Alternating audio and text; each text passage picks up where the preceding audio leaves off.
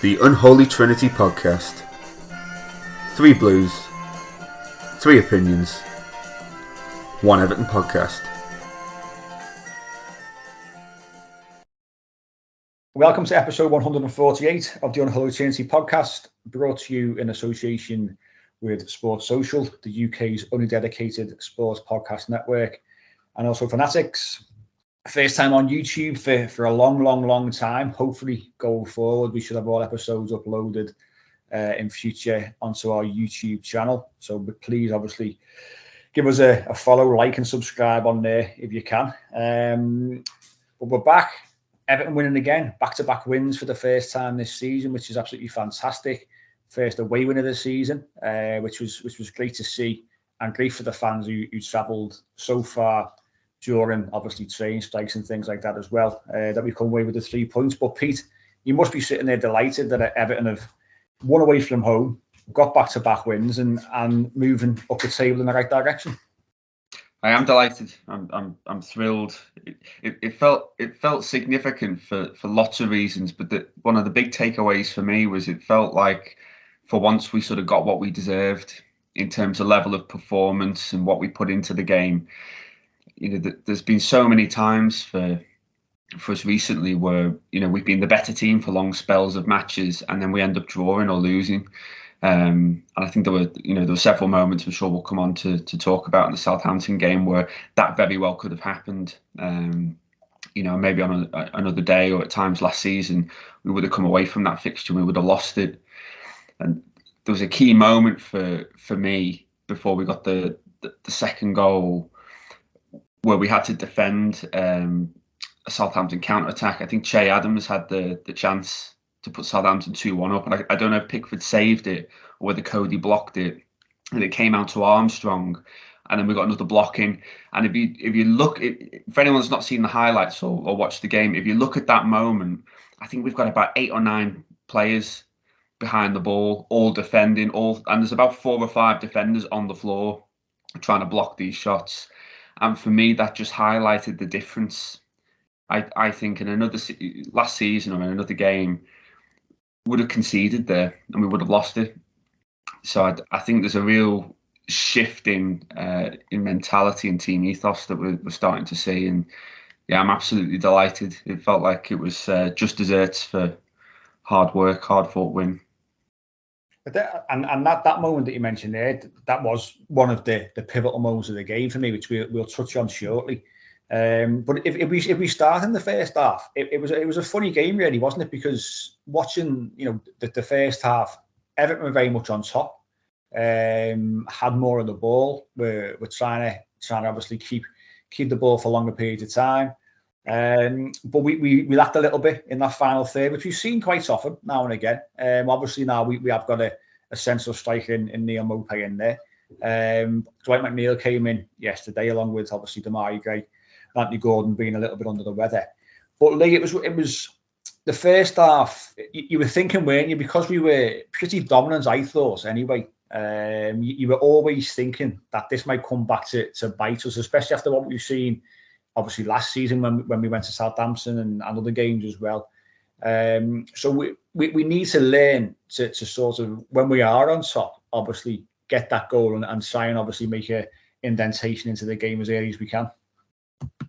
Yeah, and that's exactly what I think I said to you boys, wasn't it? I think we were the most comfortable we've looked, certainly away from home this season in terms of possession.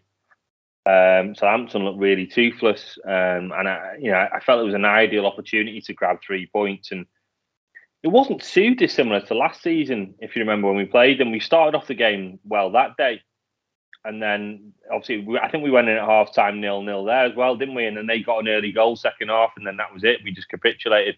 So I was really pleased with the way we were on the ball, the way obviously Frank's I think trying to progress to. I think offensively we certainly looked like the team more likely. But I still felt we were just a little bit toothless. We were just sort of keeping possession quite comfortably, but not creating a great deal as well. And when we did get into good positions, I just felt we were just making poor decisions, and that decision-making angle came back into it again. I think Damari Gray in particular, got into some great positions, and was just wasteful, wasn't he? He does remind me a little bit of almost like Barkley in some ways, and the fact that I was speaking to a friend of ours, friend of the show, Mike, and he was saying that he has a tendency, Damari guy. I know, Pete, you'll agree with this. He has a tendency to make the difficult things look easy and the easy things look difficult, doesn't he? You know what I mean? The fact he gets to some great positions with great feet, quick feet, getting past people with ease. And then when he gets in that final third, he almost seems to make the wrong decision nearly like most of the time. I think kind of that sums up his career. And the same could go with Dwight McNeil as well yesterday. Again, probably always looking to come on that left foot. I think they were reading him quite easily, and he lost possession a couple of times when we got into great spots. So without being overly critical, I felt we controlled the game pretty well, but again, we just lacked that real sort of cutting edge in the final third. I felt that was the pattern of the first half, and that was always the concern, wasn't it? So when we obviously the second half gets going, and within 4 minutes we find ourselves behind to a Joe Aribo goal for Southampton, you start to then think, here we go. Like last season, and Lampard alluded to this in his post-match as well. He said about this, last season we went 1-0 down, went 2-0 down, and that was the game. Even at 1-0 down, how many times last season did we say between ourselves, game over? We just knew there was not enough there, whether it be from a mentality perspective or just from an ability side of things, to actually come back and get something from a game. And when he did score, you think, there we go. We bossed the first half in terms of ball possession without causing too many issues. They then go down to the end at the start of the second half and get the first goal of the game. So you think, it's going to be difficult for us to get back into this game. Also because as well, we haven't really been prolific in terms of scoring goals so far this season. So you think we're up against it. But it was really important, Pete, wasn't it, to when we go behind to get back in the game. And, within a couple of minutes, set piece on our left-hand side. And this time, Conor Cody wasn't to be denied his first goal for the club, was he? Took it well, didn't he? Really well. Absolutely smashed that. But yeah, I had a right sulk on when we went 1-0 down, because, you can't help it, can you? But you think... Here we go again. We were the better team. We could have had 2 or 3 in the first half if we were more clinical. We would have made different decisions, like Lee said. We've gone 1-0 down. This is going to suit Southampton now. They're going to sit back. They're going to look to hit us on the counter, and it's just going to be a miserable, 35, 40 minutes. But no, they shocked me, and I was thrilled they did. I thought actually the header from Onana was brilliant. I've watched that goal several times, and you can see as it comes over, he's played that across for someone to get on the end on. So it was a really neat assist, but it completely shifted the momentum. As soon as we got that equaliser, you could almost feel the belief, couldn't you? But it didn't allow them to sit in, did it? Because they went ahead, and obviously quite often, especially when sides are looking for points early on in the season, they get ahead and then they'll then just sit and go on, try and break us down. We didn't give them the chance to do that because we scored so quickly after they went ahead. And that was the really important thing. Like you say, Pete, the momentum then straight away, it went to us. They were sort of shell-shocked. They didn't hold the lead for any time at all. And we get that goal back, and you start to think, we've got a chance here now, because I think there's certainly a belief, I think, in this squad, which we need to give them probably a little bit more credit for, that, if we do go behind, then let's not panic. There's plenty of time left in the game. There was yesterday. And, we know the attitude, the belief in this side is much, much better and much improved compared to last season. And I think that was another really key moment yesterday, was get back in that game as quick as you can. And what do we do? Lee, on that free kick, Lee mentioned obviously Onana on that, which is a great header. I saw someone's put on Twitter today about, imagine Onana having the chance to work with Big Dunk. It's a shame, obviously, Big Dunk has moved on. And, sort of working with him in training in regards to his heading ability and things like that. Because he rose really well, didn't he? He was up, he hung, he was strong in the air. I was sitting there thinking, why hasn't he gone for goal there? But like you said then, Pete, he's gone up and he knew exactly what he was doing. He's headed it back across. Connor Cody said himself that he knew that he was onside. There was no debate there. No chance a goal was going to be disallowed. But it's greatly, isn't it, to see us from attacking set pieces as well as defending set pieces really well so far, being a threat as well. Yeah, I genuinely think that goal shocked us into action, you know. I genuinely thought we just kind of were going to win this. It's just a matter of time before we get that first goal. That little bit of arrogance, dare I say, which we haven't seen from an Everton team for quite a while. And that goal definitely shocked us into action, as if almost to say, hang on a minute, we're better than these. These should just scored against the run of play. You know what I mean? And we've obviously got that goal, and that comes from belief. That comes from camaraderie, morale, whatever you want to call it. That comes from that place, and I genuinely think this game was a complete opposite to that. You know, the very same fixture under Lampard. It was one of his, I think it was his second or third game, wasn't it, last season? And that shows you how far we've come in that time from a mentality perspective. That is, in the fact that you can clearly see there's a massive unity between fans and players. There's a massive unity between the players and the manager. And that comes across on the pitch. It pours out onto the pitch. You can see it. And I think the players just said, we're not having this. We're not having this. We're better than these. We've dominated these first half. You know, look at the stats that we were saying before. We've had more possession. Shots were similar. We had 6 corners to their none in the first half. So it was clearly us that were in the ascendancy. And it was us just literally saying, no, we're not having it. And that then resulted straight away in the second goal, because obviously they've tried to react to us scoring so quickly, and then we've caught them on the counter, haven't we? And that's, you know, for me, that finish from McNeil there. I mean, to be honest, let's be fair. Although our record on VAR isn't great, it would have definitely been a penalty on Onana, wouldn't it? Because he had a free header and the guys literally shoved him right in the back. If they reviewed that, I would have been absolutely fuming. It wouldn't have gone for a pen. But, you know, we all know what VAR is like. And McNeil, who I thought was a little bit in and out of the game and didn't, like I said, he was almost quite readable a lot of the times when he was coming in on his left foot every time from the right side. I mean, that's we know he's got a lovely left foot, and that's a lovely first touch, and that's a great finish. That's a great finish. You know, the pureness of the strike has beaten the keeper, hasn't it? The finish was absolutely fantastic, and you know, another Alex Iwobi assist as well, which went a lovely little dink, that lovely little ball, wasn't it? Yeah, lovely ball, little backlift, little dink over to the back post, but great touch, composed himself, and absolutely smashed it into the roof of the net. You know, we saw his finishing ability in the friendly against Dynamo Kiev when he came on. And we saw it for the first time in the Premier League, and it's what he needs, really, isn't it? You know, he came in, you know, not really a fanfare. You know, people look at Dwight McNeil and think, you know, he's hardly a marquee signing. His stats last year weren't great. Was it no goals and 1 assist for Burnley in a season which obviously they really struggled and in the end went down. But he's 22 years of age. You know, he's a young lad. He seems to have been around for quite a while. We've been linked with him, you know, numerous times over the last, you know, 2 or 3 seasons. So you forget his age. He's only young. Frank Lampard is using him occasionally. You know, if Anthony Gordon was 100%, obviously I mentioned you know, he wasn't well, so he didn't start the game. So, you know, Dwight McNeil started a few games. He's come off the bench in a few games. So, you know, the manager's using him as he sees fit. But he is young. And Pete, it's important that we allow, you know, for him to develop. He's not a complete player.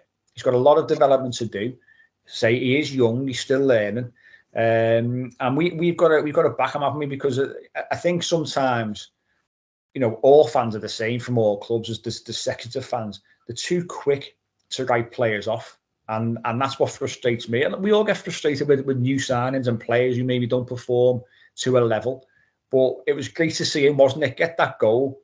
He celebrated it, you know, wildly, because he said after the game how much he's gone through in the last few months, to be honest. But great for him to score, wasn't it? Definitely. You know what? I was thrilled for him to get that goal. I really was, because that statistic, I got really wound up. I think it was Sky, wasn't it? Said something. They gave 2 stats for Dwight McNeil, and I thought, why have he done that? Why have he done it? So unhelpful. The first stat was something like he's had more shots than any other Premier League player without scoring, and the other was it something like 56, 52 games, something like that, without a goal. Yeah. Something like that. Why pin that stat on the lad when he's just bang one in the top bin? You know, I don't understand it at all. So, you know, the pressure that he must be under, he must put himself under. I was absolutely thrilled for him to get that goal. And look, we've learned our lesson, haven't we, with judging players who have got great ability that might not always fully unlock it on the pitch. I mean, look at what's happened with Alex Iwobi, and going back to Lee's point on Damari Gray earlier, I think he's another example of someone that's, worked hard and adapted and is starting to perform consistently closer to the level and has more to give. So let's hope Dwight McNeil's another one. And like you say, Mike, he's so young. It's his first season. We're still finding out about him. We've got a new manager as well and a new squad, and players who are learning and growing and gelling together. So yeah, let's hope it's the first of many goals for him. The way he's taken that goal there, the way he sort of took that first touch into the ground almost, we should start probably calling him James McNeil. I mean, it reminded me a little bit of that strike, although the way he struck it was different. The way James brought it down against United at Old Trafford, where he almost like stunned it into the ground and then half volleyed it. But that he kept that one low, didn't he, into the corner past De Gea. This one was first touch, immaculate, and then second touch, just rifled it, hasn't he, on the half volley. Like I said, the pureness of the strike has completely beat the keeper at his near post into the roof of the net. And you know what? I think, like I said, it shocked us into action. It was almost as if we were so defiant that we weren't going to lose this game. And then we had a superb counter not long after that. From Seamus Coleman, who put in a lovely ball on his left foot. And Onana, free as a bird in the middle there. He has to score that, doesn't he? It was an absolute sitter, that, really. I mean, I know we were praising him for a lovely knockdown for the first goal, but that one to make it 3 was, I mean, he should be burying that. And he scores that, the game's finished. I think they're thinking, Southampton haven't scored in 2 games at that point as well, so they would have to then score 2 just to get back on level terms. It would have just killed the game completely, that. So if there is a criticism, what I do like at the minute is that we are moving in the right direction. Lampard's clearly seen, as we've said before, where the deficiencies were. He's come in, he's resolved a lot of those. We look a completely different side now through the spine, particularly through the centre back, and midfield looks completely different. But if there is a criticism, and he'll know this as well, is that once we get that 2-1 up there and we are playing effectively counter, then we've got to be ruthless. So it's great to see that we're moving in the right direction, but it's also great to see that there's so much more improvement to be made, isn't there? Yeah, of course there is, and we're certainly not the complete article. There's a long way to go. We were saying in the early part of the season, we thought we deserved more points. It was great to get a 3 points that I thought was deserved yesterday, the same against West Ham. So what we're now doing now, we're probably turning maybe draws into wins, which is what we weren't doing against, like I say, Brentford and Leeds, when we should have really been seeing those games out or trying to go on and get another goal. But I think the positive signs are there. But we had outside of Onana's chance, it was Damari Gray got put through. He should have stuck that one away. He slid in the end, didn't he? He waited too long to try and put the ball on the back of the net, and he lacked a little bit of conviction there. So there's another example of Damari Gray at times where you say the difficult things make them look easy, and the easy things makes them look a little bit difficult. But again, we're not trying to write any kind of player off. It's just about having a little bit of improvements as the season goes on. But the key to it all for me, which is what Pete mentioned at the start of the show, was when it was 1-1, James Tarkowski gives the ball away.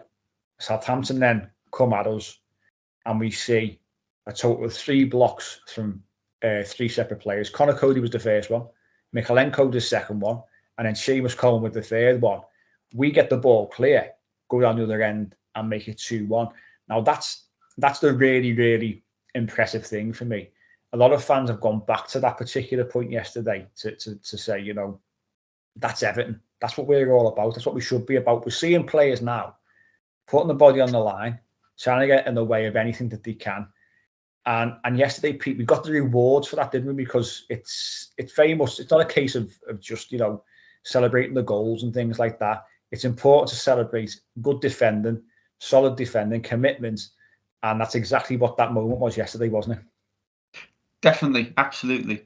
You know, first and foremost, you've got to be hard to beat, haven't you? And it's, you know, it's a footballing cliche, but Everton in the Premier League era, we've generally always been a team who, you know, are extremely hard to beat, and it's generally very rare that we get turned over, because even when, you know, we've been under difficult regimes and difficult times, it's something the fan base just don't accept, and it's something that the club, regardless of, you know, whoever the owners are, whoever's got the sort of control and power, thankfully they haven't accepted either. So it does feel like a real shift in, you know, momentum, identity. Again, going back to, you know, knowing who your back four is, you know, being able to predict a team sheet. Coleman coming and slotting back in for Pattinson, and, you know, having a seamless game. It feels like we're starting to see, you know, a team taking shape again. I think that's it, isn't it? I think a team taking shape is right, and that's going to be our discussion after the first part today about this identity. But I think what we're seeing game by game, Lee, is the fact that, I keep on saying this, I feel that we are improving game by game. We're not seeing a complete 90 minutes. We're not seeing total dominance, of course. We do all want more goals, and all want wins to look at that a little bit more convincing than they do on paper, so to speak. But I think what we're seeing now, and, you know, the work that the manager has done with his coaching staff, the players have bought into it. Yesterday was another example of that. And I think it's a great point that Pete makes, is the fact that we now can pretty much sit here and pick our starting 11, can't we? You know, bar the one change yesterday, which we were unsure was Anthony Gordon. He wasn't pictured in saying on Friday, so you assume there was something not quite right. But pretty much, you know, we can select our 11 now and know what our strongest 11 is and how we're going to play. Yeah, and that's something we couldn't have done only a few months ago. Do you know what I mean? So the transformation really is incredible. I still think we definitely need more quality in the final third. I think most people would agree with that. But, you know, Rome wasn't built in a day, was it? And we have to, you know, the amount of changes we've made, not just incomings, but also outgoings. You know, Alan's gone recently as well. So whilst I think, and what I think we think as a collective, Alan on the whole was, you know, a relatively decent signing that, you know, certainly a transitional time for the club. He certainly wasn't a player in the peak of his career. Now we look at that midfield and it looks completely different, doesn't it? It looks completely different in the midfield now. I feel more confident now going into these games where, you know, we've lost 7 out of 10 at St. Mary's. Yeah, I mean, our record there is absolutely awful. So, you know, these are the sort of games where in the past you dread almost going there, because you know you're probably a better side, but we probably find a way to lose the game or find a way to capitulate like we have done more recently. So it's a real barometer test, that match yesterday, and I was interested to see how we reacted, and we reacted brilliantly. Certainly to go a goal down, like I said. And if I'm being critical though, whilst we're giving out loads of praise, and Lampard and his team will definitely look at this, is how we, after we got that goal in front, we didn't then just kind of go, let's try and get the third and kill it. We naturally sat off, and then we really invited a real horrible spell of pressure, didn't we? Now, if you look at the stats second half, first half, as I said before, it was very much in our favour. Second half, they had 16 shots to our 7. So they had twice as many shots as us. 5 on target to our 3. And they had 7 corner kicks to our 0. Now, if you can, the flip side, the first half, we had 6 to their 0. So, you know, if Lampard's going to be super critical, and he will look at this with his team and things like that as well, what he'd probably want is, look, no problem is trying to soak up pressure and invite teams on, but maybe be a lot more ruthless and get maybe that third or fourth goal on the counter attack by making the right decisions. Because we certainly had enough players on the pitch with pace to counter, with a lot of purpose, and we didn't really do it. I know we had those quick fire chances after the second goal, but after that, it was pretty much, us trying to basically keep them out, wasn't it, for the last 20 minutes or so? And I think in future, if we do want to, be overly critical, maybe we do that with a little bit less stress. Yeah, that's it, and it's about progressing to that particular point where you can dominate games, and when you do go, whether it's 1-up, 2-up, whatever it might be, you look comfortable. You try not to invite the pressure. I think naturally, especially maybe in our position and the fact that we are still going through a development phase, and after what happened last season, it's very much a case of sometimes when we do go ahead, it's what we have, we hold. And that's in a lot of players' minds, to be fair. A lot of managers this season have said this, that I would have preferred us to have tried to take the game to them and try and obviously put the final nail in the coffin. But naturally, players don't. Outside of obviously the better teams, your Cities, your Chelsea's, Arsenal's, etc. But that's something which obviously we can certainly work on. But I think it's really important that we do touch on this discussion around identity. As much as I hate that terminology, but it is what it is. We always scream that we want to know what our identity is, and that we've lost it in recent times. So we're going to discuss that after our first break. Welcome back to the second part of today's Unholy Trinity podcast. And we mentioned identity before the break, and I think it's, to be clear on that, we talk about what we see as fans as what an Everton identity should look like. And it certainly should be changeable. It shouldn't just be, this is Everton Football Club. This is how we should play. I think you hear Sky pundits quite often say this is what an Everton team should be like. Well, you've got to move with the times. You've got to want to be better than what we've been in the past. And I think it's too easy to say this is just what Everton fans expect and how Everton should play. But what I would say is this season, as opposed to what we saw at the back end, the last sort of 2 or 3 months of last season when we were fighting for our lives, we are starting to see the resemblance of a side, first of all, of players who are committed. And these are some great stats that are being put out on social media today, actually, in regards to Everton's defensive stats in the Premier League. We lead the way in tackles, clearances, blocks and saves for the Premier League, as well as having the best defensive record thanks to Man City shipping 3 goals today against Manchester United. I think we've conceded 7 goals so far in the Premier League this season. So what's that telling us, Pete, in regards to this identity, the way that Frank Lampard wants to play? Do you see it as he's going to want us to be hard to beat and that's it? Or are we looking at this is just the start of things? It's let's build a base and then let's then look to improve the attacking side of things as we go on. I definitely think it's the latter, because I think that's what we've learned about Frank Lampard as a manager. I know he's had a short managerial career, but when he first came to Everton, he tried to set us out in a certain way, didn't he? Which was attacking, possession-based football. And one of the things we spoke about on the podcast, actually, that we really liked about Lampard, that arguably saved our season last season, was he had to adapt. He didn't persevere with that. He learned that wasn't working and that wasn't going to get points on the board, and the squad was in a dire place. So we went and played the majority of our games with that sort of back five or that sort of 3-4-3 system that we've relied on for so long, until we've been able to overhaul the midfield. And now we've seen a very different Everton start to emerge, with real stability in that middle, and like Lee was saying a moment ago, options and depth in the middle of midfield, so that we can play a certain way and we can turn the ball over, and we don't lose our identity when we lose certain personnel.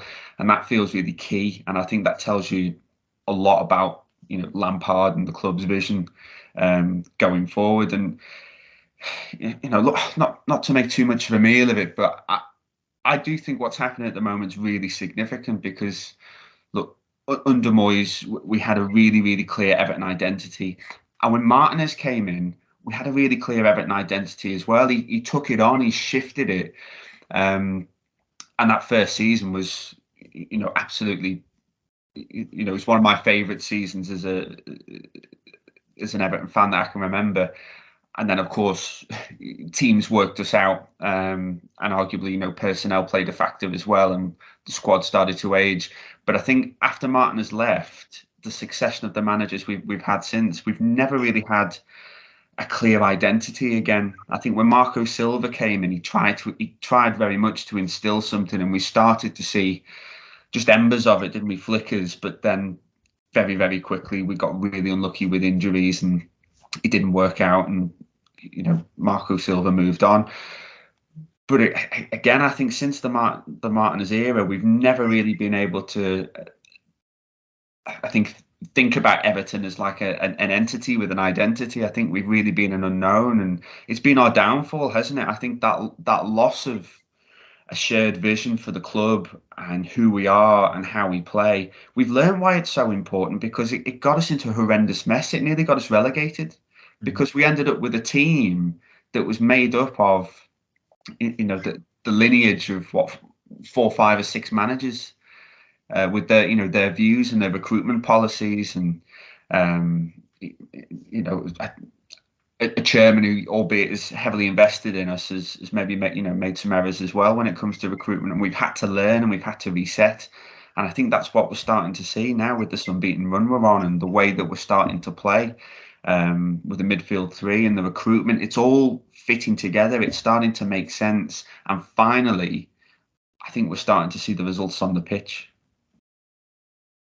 Yeah, I totally agree with that, and I think the Martinez point is a good one, because we go back to that season, and the change from what we were under Moyes to Martinez, it was quite a big change. I thought it had the little bit of Moyes in terms of the quality at the back, but then in terms of an attacking team, which, to be fair, I think Moyes doesn't get the credit at times for how we play. You look at some of the goals we scored under David Moyes, and they were lovely to watch. We always go back to like the Larissa goal with Leon Osman as one example. But we played some lovely football. But I think under Martinez, he came in with this new style, very much relied on youth, exuberance, playing with energy. But then obviously he got found out and wasn't flexible and wasn't adaptable.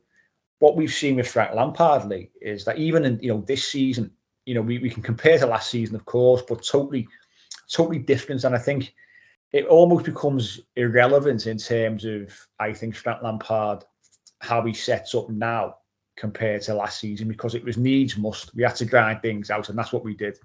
But now we've seen him shift from a 3 at the back to go into a 4 at the back, which everyone thought that we couldn't play. Everyone thought we couldn't have a 3 in midfield. We've got the personnel in. We look at the midfield 3, or at good games yet again against Southampton. We could all. That's definitely our best midfield 3. That's for sure.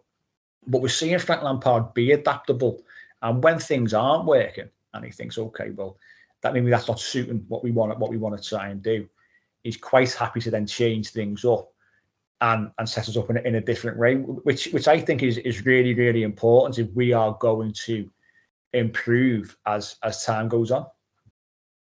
Yeah, and I think Pete's point there about options. I think he's now got options when he looks around at the bench, doesn't he?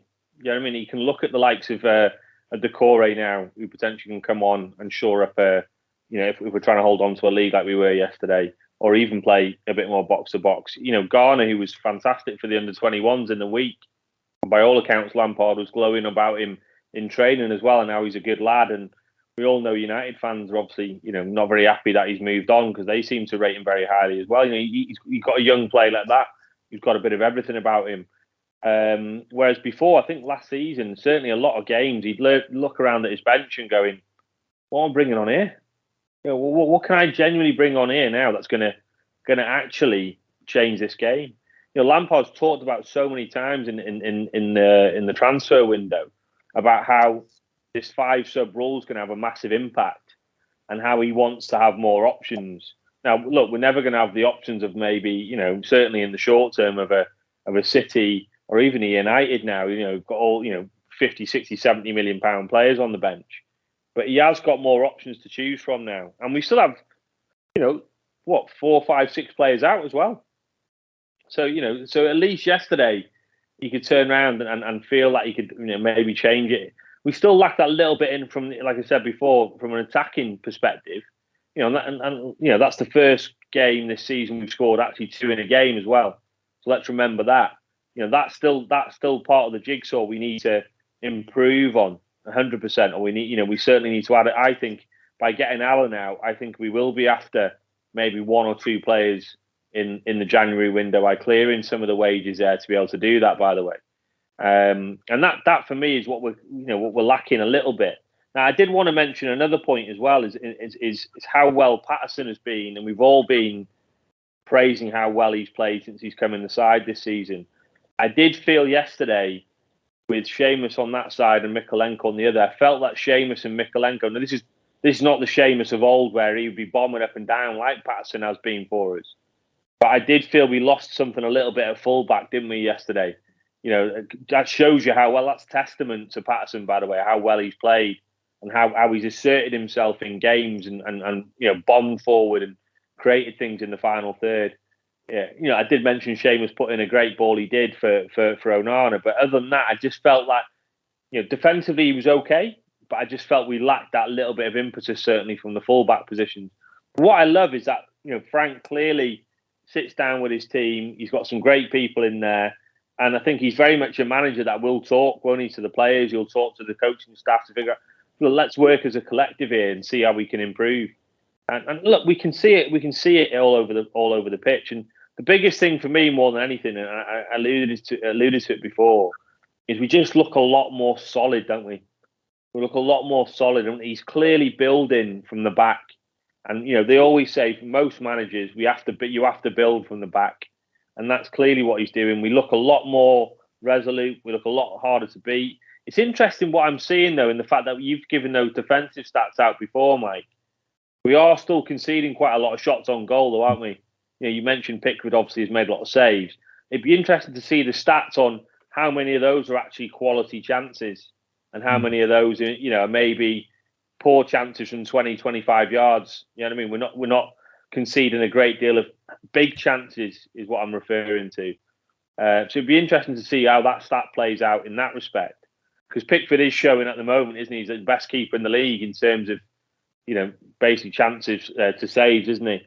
So it'll be interesting to see how that actually plays out. But look, at the end of the day, the main thing is we look a lot more resolute. We've got 2 centre-halves who, by all accounts, enjoy playing with each other.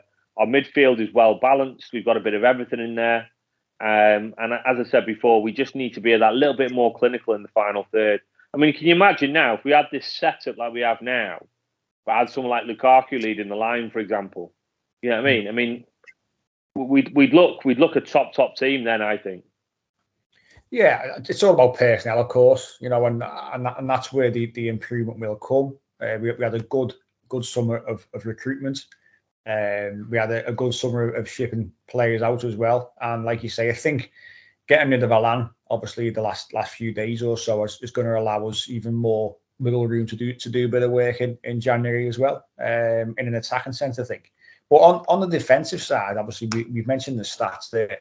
I think what it does show, whether it's big chances or not, but what it is showing is the manager is keen to stress after yesterday's game, as was Connor Cody, that what they are working on is a more possession-based game, and us having the ball more, which we did in the first half, of course, and then things shifted in the second half, and whether that's obviously because we went 2-1 up and we invited pressure, but I think for certain portions of games, we are still in a situation where we are giving up possession and not in control, like we've said already, happy to defend, and I think that's why we're seeing so many tackles, blocks, clearances, and things like that, and saves, because we are still, we're not all the way there. Is what I'm trying to say. So I think the possession side is really important. Do you know what though, Mike, as well? I'm really glad that we're able to do that, because how many times have we seen Everton sides to our detriment trying to play out from the back? and conceding goals, or like you said before, drawing or losing that game because we've repeatedly, from a goal kick, tried to play out from the back and then given away a throw in our own half, or a free kick in our own half, or even worse, got caught quickly on the break from a misplaced pass, or someone's tried to do something daft inside our own box. I think that there's clear, sensible instructions now being given, and you're seeing Jordan Pickford, maybe after one or two times where that sort of played out, pushing the defence up and going long. And I've got all the time in the world for him taking as long as he likes with his goal kicks, by the way, because everybody else does it to us. Everybody else does it. Yeah. And we've been too nice for too long. We've got a few years, haven't we? Yeah, where we always say about, how many times have sides come to Goodison Park, even this season as well. Chelsea game? Yeah, Chelsea were doing it. And I think that Newcastle, when they came last season, they were doing it, wasting time from goal kick. But funny enough, you should mention long balls.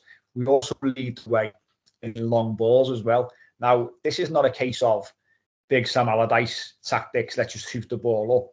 Tarkowski and Cody, the two of them, are fairly accurate and fairly good at playing a diagonal pass, switching the play, but going along with it. Jordan Pickford obviously does it. He did it fairly well yesterday as well. So we're starting to see that. So it is good at times to go long because we've got the quality of player who can pick a pass, not just hoot the ball up and then obviously try and win the header or try and win the second ball. It's pick a player out in a wide position, pick a player out in the central position, but do it with control. And that's what we're starting to see with these players, because we've got players who are comfortable in doing that. And that's another real key change what we've seen this season. So there's definitely a time to do it. We know, we do play out from the back at times sometimes, but we're not at that point really, in terms of players being overly comfortable on the ball to be always doing that. So it's good to mix things up. But I like you say, Pete, I'm quite happy to see us do that. It's as long as it's efficient, it's accurate, then there's no problem at all. And that's all part of. Sorry, mate. Cody's comments yesterday were interesting, weren't they? After the game, he said he's brilliant working with his gaffer. He really, really obviously clearly likes him. But he said the gaffer keeps on telling us it's not where we are now, it's where we finish. And what he was talking about in that context was about improvement, isn't it? And how where we are now in terms of as a squad and as a style of play and as the way we're playing, it's where we finish and the journey it takes to get there. And I think that's what, there's that iconic image. I know you're putting it out on the release of the pod later, but that iconic image of Lampard walking off the pitch or on the halfway line with his players and the fans in unison behind him. That's a really iconic picture, that really is. Lampard can use that picture when he retires in like 20, 30 years' time on his book. Yeah. That'll be an absolute iconic photo, that whoever took that picture. Because it's clearly a manager walking off proud of his players and his players celebrating with fans who are proud of the team. Well, that's it. I mean, Frank Lampard had been over already, hadn't he? And you've seen loads of videos which we love watching from the Everton fans yesterday. I also enjoyed watching the one from the Southampton fans who do a YouTube channel when we scored the second goal. That was also quite interesting. But Lampard had been over. He obviously got a little bit of the applause, as he does. But then he was quite keen. He ushered the players over, and then he walked away. And that image is great, isn't it? It's the master and his apprentices, and obviously the adulation which comes with the work that he's done. But he's really keen for the players to get the applause from the fans. We see Onana, as we see Gana Gay, Iwobi, they're all dancing, and it's what you love to see. And the connection between fans, players, managers, coaching staff, we've said it before on the show this season, it's as good as I've ever known it, to be honest. And I think in a way, and it sounds horrendous because last season was so bad for everyone's mental and physical health. I don't ever want to go through it again. But in a way, that has got us to where we are now as a club, because we had no other choice but to unite. We got behind the manager, obviously, as soon as he came in. Those scenes at the back end of last season, from Chelsea game, obviously Crystal Palace, Brentford, all the coach when the coach went to Leicester, all of those things, those scenes were unprecedented. You don't see it. You just don't see it. Now, what it's meant is that's continued into this season. The fans feel part of this Frank Lampard journey. They feel an attachment to the players after going so many years when probably we haven't. How many times we go to the match and Goodison Park where you could hear a pin drop? It was horrible. It wasn't enjoyable. You did that out of duty, basically. But now what we're seeing is we've gone through absolute hell together last season and just came through it out the other end. That stood us in good stead this season and meant that we can now continue together. And as we all know, United, we are better. Of course we are. And it gives us a much better chance to pick up points and win games and pull the players through. And the players want to work for this club and they want to work for the fans. They see what it means. The connection's there. And for me, that should never be broken. We shouldn't forget, obviously, how important we are, but how much now I think we mean to the players and the manager as well. So I think that's been really, really, really important, and long may that continue for me. And hopefully, and I'm sure it will, as much as the kickoff time against Man United is absolutely horrendous on a Sunday at 7:00. Whoever thought that one must have been going to the box the night before and wanted to make sure that he could attend both occasions. That is, it's a shocking kickoff time, but hopefully it'll be a great atmosphere, and we're going to discuss that after our final break. Welcome back to the final part of today's Unholy Trinity podcast, and it's all eyes on Goodison Park next weekend. Manchester United are in town. They were in form, weren't they? Ten Hag obviously recently won Manager of the Month. Rashford got Player of the Month. Always looking rosy. They rock up to the Etihad Stadium and ship 6 goals against obviously the best side in the country and the best player in the country. It's got to be said in Erling Haaland. And the only surprising thing really was they got that they scored 3 after the way that the game was going. But Pete, have you got much fear of Manchester United coming to Goodison Park without trying to tempt fate?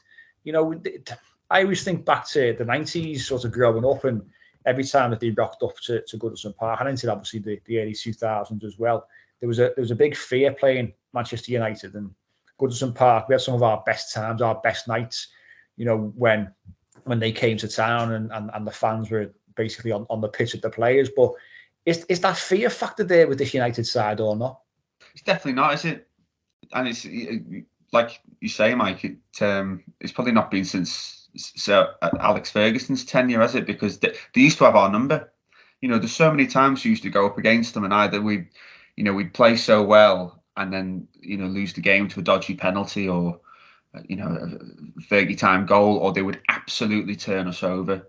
I can remember that game where I think Solskjaer scored, was it 3 or 4?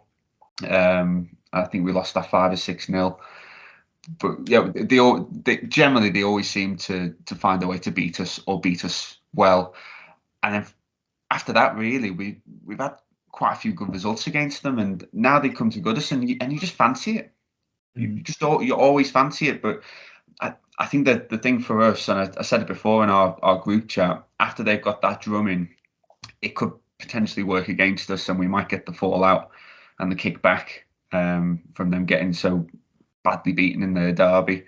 But it all depends what United turn up. I know Man City and Haaland are absolutely phenomenal, and they're on another planet.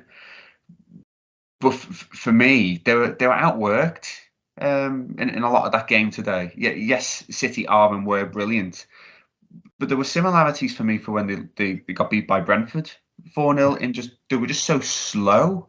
And giving the opposition so much space and allowing players to run at them, and it's hard to know how much is personnel and how much they're in transition. But of course, I'm not a football manager. I'm just a fella that goes the game like everybody else. But you look at the team that Ten Hag put out today, and you think, why would you have Christian Eriksen trying to defend the 18-yard box against Manchester City? If you're going to have him in the team, you want him pulling the strings, or you want him to be higher up the pitch. And It was similar to Brentford. They were trying to use him to play out, and they just got repeatedly hit on the counter attack and didn't seem to have an answer for rapid, aggressive play. So my hope is a similar United turn up, and I think if we're man for man, harder, better, faster, stronger, and we go into the game with aggression and we approach it the same way we have whenever United have come to us over the past few seasons, then yeah, I'm really hopeful that we might come away with the win. It's difficult, isn't it? Because in terms of obviously the game against Man City, you don't want to read too much into it because of how good they are. But you still see, like you said, Pete, weaknesses in that United side that we could possibly exploit. And you don't know, obviously, what their setup's going to be in terms of where they're going to play particular personnel, Eriksen being one. Does Ronaldo come back in? Sat there on the bench today. I think they made 5 subs and he wasn't to be seen. He was on the bench. So you do wonder, will Varane be fit? There's a few question marks surrounding them, and you look back at that Brentford game, at the start of the season, and they were absolutely horrific in that particular game. And obviously, Brentford are a different side to us in terms of how they play, and how quick they are on the counter. But the fear, I keep on saying it. I just don't, and it's this might come back to bite me in the backside, but I just don't see the game like I used to against United. It was always white hot at Goodison Park, because when they rocked up, quite often they were champions or they were going to be champions, and they had some absolute quality. They've got quality now, don't get me wrong, there's quality on that side. But I just think at this moment in time, with the momentum that we've got and what Frank Lampard is creating at this moment in time, we've got a great chance of certainly getting something from the game, if not getting 3 points. Yeah, that sense of invincibility around United has slowly waned over the years since Fergie left, hasn't it? And we have turned them over a few times at Goodison since then. Back in the Fergie days, we'd always regret them coming over. They would turn us over quite regularly. But I think United have had a weird start to the season. I know Ten Hag's had a lot of praise for September, but I still think there's a lot of false positives, around United. And what I mean by that is obviously, they lost to Brighton at home, first game of the season. They lost to Brentford, as we know, pretty comfortably, almost embarrassingly. And then they got that win against Liverpool.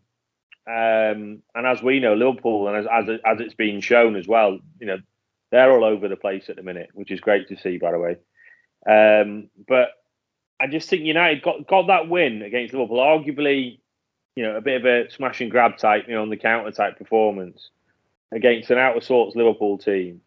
And that really gave them a real sort of, as it would do, because obviously they've had some bad results against Liverpool in the last few years, but it gave them that real shot of injection. And then they went on a run then. But when I was looking back at the results and the stats behind those results, the run wasn't as impressive as I thought. They beat Southampton 1-0 away, had less shots. They beat Leicester 1-0 away, straight after that, less shots. And then obviously they beat an Arsenal team at home. And if anyone watched that Arsenal game, Arsenal were the better team by a distance. And they had that Martinelli goal disallowed, which would have been 1-0 after 5 minutes or 5-10 minutes, whatever it was. And it was the softest free kick given against given for Eriksen. Do you remember that? And then Arsenal then, arguably, McNeil went a little bit too gung-ho too quickly, didn't he? It played into their hands and they scored on the counter. But Arsenal, again, you've been brilliant this season. They've won 7 out of 8, and that was the only game they lost, but they should have won that as well. As Pep alluded to, Arsenal being the better team in every game this season. So they won that game. Then they lost to Sociedad in the Europa League at home, 1-0. And then obviously they beat Sheriff Tiraspol, again having away from home, again conceding more shots. And then obviously City absolutely wiped the floor with them today, which isn't a disgrace, as we know, because City now were an unbelievable team. Now they're an even better team with Haaland, if that's to be believed, who's putting the ball in the net. So, as I was saying before, the original point, there's a lot of false positives around this United team. I think Ten Hag, that result against Liverpool would have saved them an avalanche of absolute noise around the club, wouldn't it? If Liverpool would have won that and they'd have lost 3 on the spin. As it's turned out, they've managed to turn it round. The press have got off their back a little bit, and they've had a little bit of a run. But I think genuinely, with the confidence we've got going through the side now, again, if we can stay solid, which I think we will, because they still have players who can hurt you, we know that. I think we can beat them. I genuinely think we can beat them. And I say that from a fairly confident place as well. You know what I mean? And the fact that we have looked a lot more resolute and we have looked, a much better team, and we are unbeaten in the last 7 games in all comps. So, yeah, the overriding point is theirs. I think United have flattered to deceive, but they've got away with it by nicking a few games here and there, which could have easily gone, in other directions. So, it might be a good time to play them after City turning them over and then, in my opinion, getting a little bit lucky in a few games before that. Well, if you conceded 14 goals in 7 games in the Premier League, obviously 6 against City. 6 today. Well, it's basically half today, wasn't it? Half. Yeah, it was, but you still shift 4 against Brentford. So the point is, obviously, they brought in, a fairly new defence in a way. They've got a small centre half in Martinez now. I'm not saying he's poor by any stretch of the imagination. Obviously, at the moment, he's looked good. By the way, he has looked good. He has. Him and Varane have looked good, but the good news is Varane did his ankle today, didn't he? Yeah. Varane is a world-class centre-half, as we know, when he's fit. And when he's fit is the key bit, because he's always injured. But I think that'll play into our hands as well, by the way. The fact that it'll likely be Lindelof who will have to play at the back, won't it? It's a shame that we're not, Dom could be in the squad, but we're not going to see him.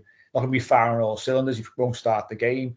Which, I'd fancy Dom to be pulling on Martinez all game. And, if we're having to go longer times, then Dom can bring the ball down and bring players in. But I think, the changes that they've made, the players that they've brought in, they've brought, obviously, there's some quality there. We look at Anthony's goal today. He's quite a sharp player, quite quick. They've got pace with Rashford, who started the season well. Sancho, who started the season fairly well. So we're going to be tested the time. Of course we are, but I do think that we are going to create chances, and we will get chances. And I think we've got a strong enough base and spine to obviously, hopefully, shut them out, or at least obviously concede less than we score. But the confidence that Everton should be sky high. I've got to be honest. I've not seen it, as I said, this United and the feelings towards a club so strong for such a long time, that the players have got to feed off that. And I'm sure the feel-good factor is back around Finch Farm, and now we're starting to get our just rewards for the performances that we are putting in. But let's have our predictions before we go. Pete, what are we saying? It's going to be 2-0. Your scorers are going to be Neil Mopay and Anthony Gordon. Hopefully that's accurate. Let's see. We'll hold you to that, Lee. I love how decisive Pete is. He's like this when he does his accas. I think you mentioned there some of their players, Mike. By the way, I think by a distance, their best player has been Eriksen this season, and I'm a bit gutted in a way we didn't get him. I know we were in for him. Obviously, look, our midfield. Would we have signed then? Maybe Onana, maybe we don't know, or whatever, or even Idrissa Gueye, possibly not. But Eriksen's been outstanding for him, absolutely outstanding. And his set piece delivery with the big lads we have in the box, he would have been brilliant, wouldn't he?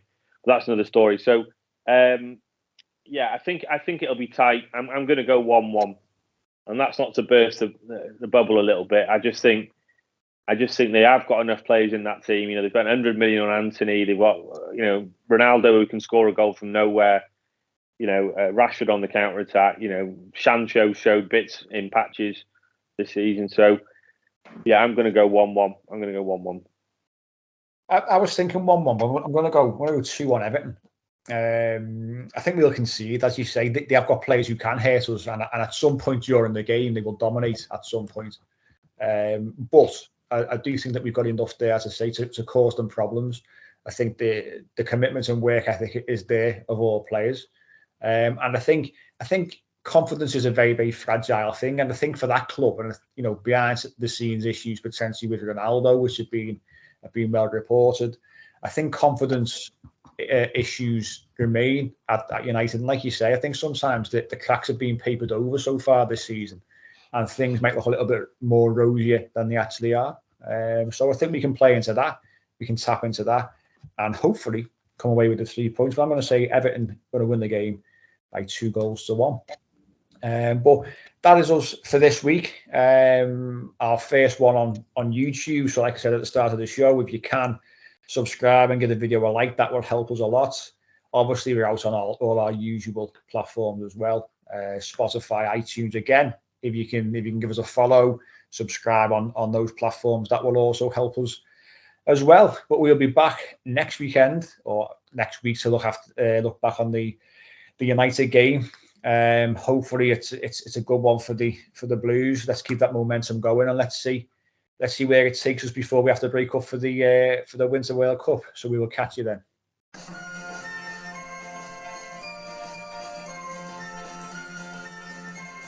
The Unholy Trinity Podcast. 3 Blues, 3 opinions, 1 Everton podcast.